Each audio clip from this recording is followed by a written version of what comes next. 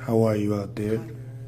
Whoever you are, to take a look at this installment. We appreciate you, we thank you. This particular athlete is named Kenton Linton out of Canada. He goes to school now in Texas. But what we wanted to do with him on this particular day was build his shot consistency from his core. So we started out with medicine ball shots for his form, for his finish, for his follow through. So you can remember it. The first thing is your form, creating the shot pocket, understanding that your shot pocket is more from your navel area rather than your waist. You never really want to shoot from your waist because good defenders will put their hand right over the ball. So it's about from your navel to the top of your pectoral, a little bit under your collarbone. So we start the workout with strength and conditioning aspects. I usually do these things without the medicine ball, but I really wanted him to have the ball in his hand at all times. Given the fact that he's a point guard, he has to get used to having the ball when he's tired, having the ball when he's not tired, when he's energetic, when he's comfortable, when he's uncomfortable. So that's pretty much what we do. And then a big thing I think in every workout, in any practice, is being able to hit free throws when you're tired. That's a big thing. So every so often, after every drill, I would allow the athlete to pretty much shoot for his rest or shoot for a break. So if he makes both, that's his break. If he misses, he runs. And then we continue it, we build up. The thing is always about building a sweat, so I never really emphasize breaks, I never really emphasize water. I emphasize hard work, I emphasize effort, I emphasize trust in every workout. So these stationary dribbles with the coordination catch, it definitely shows the strengths and weaknesses in which hand that you're dribbling with. So, it'll show if you have a weak left in reference to the coordination of your whole body, being able to catch the ball with your right hand, it'll show you need to work on your left hand. If you have trouble with the right, the same applies. And it's all about building balance. You should never go in the gym and just work on one side of your body or one side of your brain. This right here, this pass and drop drill is another drill that works on your hand-eye coordination. It's simple to say, it's harder to do. And the main thing here is trying to build up. When you're uncomfortable, just try to build up. Always try to build up. So, the first number I might give is 10. The next number I might give is 11. The next number I might give is 20. Be able to build up no matter the number, whether it's 1 or whether it's 20. It's always a positive when you're progressing through the process or progressing through the process. So here we have him just going different ways, getting to another number. Just build up, work hard, break a sweat, make your mistakes in practice, see your flaws in practice, cleanse yourself of doubt in practice in your workout or your outwork.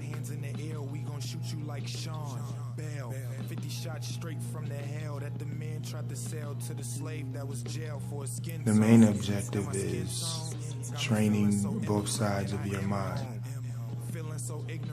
Both hands are moving at the same time. Both hands are doing something at the same time. One is dropping, one is catching, one is passing, one is dribbling.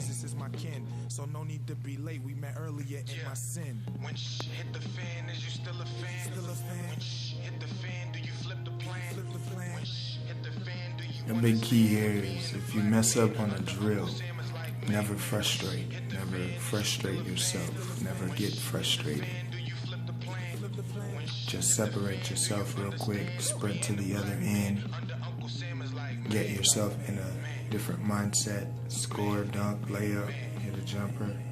What Kenton did here was hit 2 jumpers. He hit the one on the other end. Hit the one on this end. Back to the free throws. He does a great job of shooting with his legs and his hips. Watch his feet closely. He finishes strong on his tippy toes. He follows through, finishes the shot till it hits the rim or completes its descension through the net. So right here's a tough drill just based on the fact that, you know, the medicine ball is heavy, but it's bigger than the basketball, so it's harder to palm. It's harder to get up after a while. Your shoulders are tired from the shots, from the conditioning. But this will help you with your pectorals, your collarbone strength, your shoulder strength, and definitely your wrists.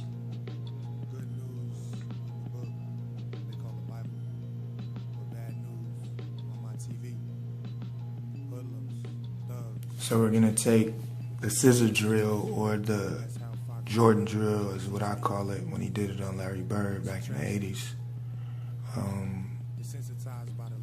Bulls versus Celtics, you could look it up.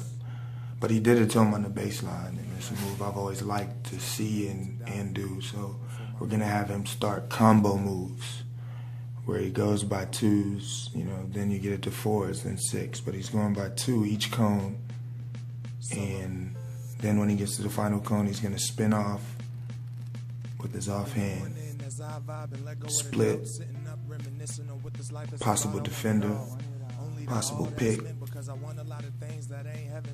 and then shoot a floater. And then make sure that when he shoots the floater, it's gonna be high. Why would you say high?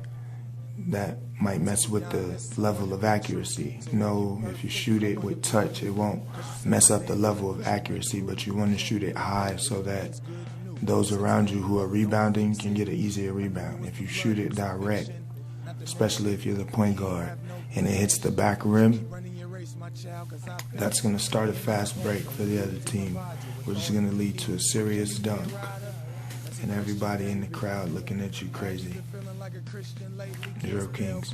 So we do everything with skill. We do everything with a purpose. Get the ball high so that your big men have a chance to rebound the ball. A floater is a great skill shot, personally for me, because it gives everyone the opportunity to rebound the ball.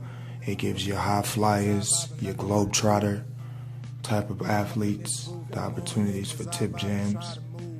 Andrew Wiggins gets a lot of tip jams off of Ricky Rubio's missed floaters. And that's what it's about. You know, you drill, you skill, you kill yourself on trying to be multi-dimensional. An artist on the court. It's a craft. I know the video's going fast, but if you look closely, you know, he's even following through on the floater. It's a craft to it. It's art. It's like music.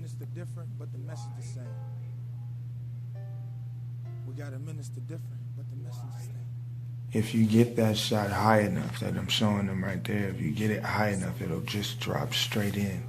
And you can still keep good velocity on it, follow through in the rotation. So my little brother, keep your head up, that split is important, that you get the ball low, that you get some separation between yourself and the ball. Split is very important to learn as a person who's going to handle the basketball in the perimeter area, especially in the evolved game of basketball. Big men are able to screen very high on the ball. So you should learn definitely how to split defenders. I put these gloves on his hands. They're like the biggest, nastiest kind of gloves you could find, like in reference to level of difficulty and being uncomfortable. Usually, guys, when my hands were slippery or my hands was dry or whatever the excuse is, we're gonna put the excuse on you so you can eliminate any distractions or distortions about being a skilled athlete. We have him snatching the basketball off of the chair, triple threading himself from his left hip to his right hip. You could go over the top or you could swing through under the seat of the chair. Then he sets the ball on the chair and picks it up after he does 2 jumper jacks or 4 jumper jacks. Level of difficulty, level of variety, being versatile. This helps the athletes stay focused. This helps the athletes continue to be excited and not be bored. I said, hold on, wait a minute, let me go and marinate this chicken. We got a whole lot of flavor, so tired of saving. I got too much flavor to be shackled on to my master. And then what I'm doing is using my height as well as the basketball and wingspan to be a defender, be a claw, be a roadblock for him. Even to the point where we bumped. Questionably, it might have been a foul. Questionably, it might have been good defense. But the main thing is just being there for him as a trainer, as a physical genius, to know when to surprise him and when to make contact, where to make contact. See here, I don't touch him, but I take the same angle, because the main thing is you want to be an encouragement, but as well you want to be challenging. So that's what I try to make sure I do for the athlete. Make sure I'm challenging them, putting them in a situation where they've never seen themselves. Having a right-handed guy work this hard on the left side of his game. Putting calisthenics and plyometrics in the midst of basketball theory and fundamentals.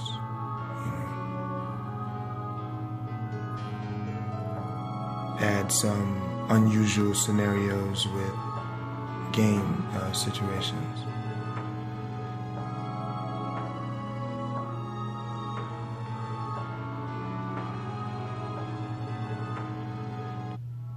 Paying attention to detail, only 2 dribbles, a jump stop. That's a stronger finish than always trying to go up with, that right leg, especially for the younger guys who are still learning how to lay the ball up with their left hand, jumping off their right foot. And I always tell him, walk past the 3-point line and come on back. That's your break.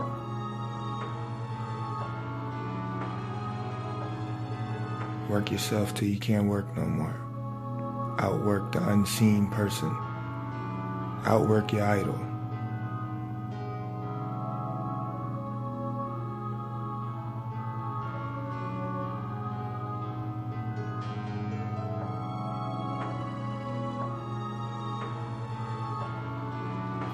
What's tough is when you're trying to go to your offhand to make strong moves, is just finding that angle, finding that first step, finding that comfort. Find your comfort.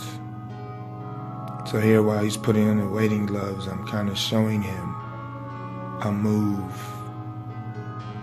that he may or may not do. Kind of testing him, testing my bad knees. But that was like a 4-corner type of jab, step through, step back, step up, dribble drive, reverse pivot, head fake, jumper.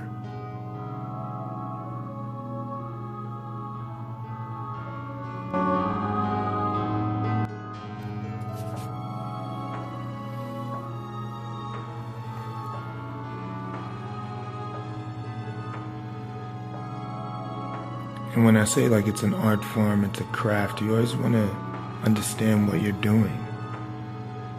So when you get in the true situation, the game scenario, you know, you can always play like you've done it before. You can always perform like you've seen it before, like you are ready. You know, it's one thing I always tell guys is chance favors a prepared mind. For you guys who are trying to get signed, trying to go somewhere, you know, prepare yourself in the gym. You never know. You might get a call, you never know. One day at the rec, one day at a tournament. Because of your hard work, because of your art form, the culture and mindset in which you go about your business on the court, you might get signed. But this is it, that dribble drive, reverse pivot, give and dive with those weight gloves. You reverse pivot just in case, you know, there's a defender that steps up. That's the whole point of you necessarily stopping anyway. Because it's a guy's going to step up, so you've already drawn your own man or the guy in your area, if it's a zone, in another man. So you might as well reverse pivot back out for reset possibilities, or to pass it back to the guy who comes from the corner to the wing, or maybe somebody might pop out there. You know, pass it back to the spot you vacated. Before you dive down, make sure you fake as if you're coming back out for you guards. Quick little bucket. Here we have them doing the N1s. We call them the N1s based on the logo. So necessarily through the drill, through the progression, and through the process of learning it, understanding it, feeling comfortable with it, not carrying or palming it, we ultimately will have you touch the floor, at least with 2 or 3 fingertips. Then, you know, palm the floor, you know. Push yourself, challenge yourself.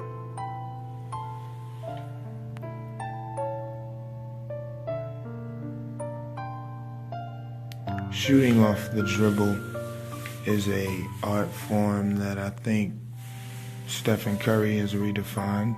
I'm very appreciative of that, especially given I'm someone who necessarily cannot shoot.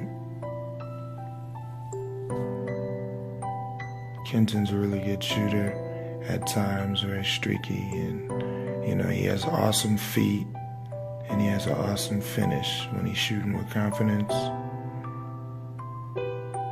Just awesome. Straight, pure, balanced. When he's confident, that's what I tell him. You know, whether it's in drills, practice, or a game, man, you gotta be confident. You gotta know, I'm gonna make that next shot. It's very important to have a quick memory as a good to great shooter. Pound in, pound out, or in and out, pound out. Either way is fine.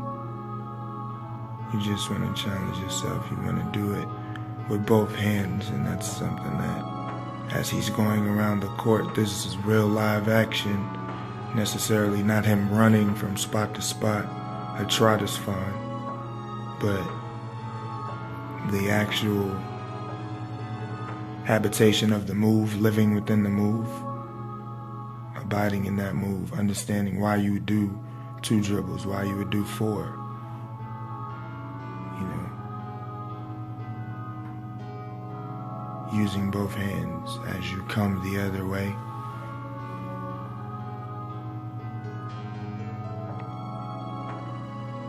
Drill work kind of helps you, drill work kind of helps you understand your own strengths, you know, what spots you like shooting from, what spots you like to create from, what spots you like to penetrate and dish from, or drive and kick in a different language, draw and kick. Drill work is very important. So yeah, we just want to thank you for your time, you know, dealing with us at Drill Kingz, our little 2 cents of the pie of basketball intelligence and ingenuity. We're going to try to continue to be consistent with delivering videos, delivering just pure love for the game and compassion for the game. And we just ask that you just continue to just be patient with us and continue to love us at the same time. Kingz, man.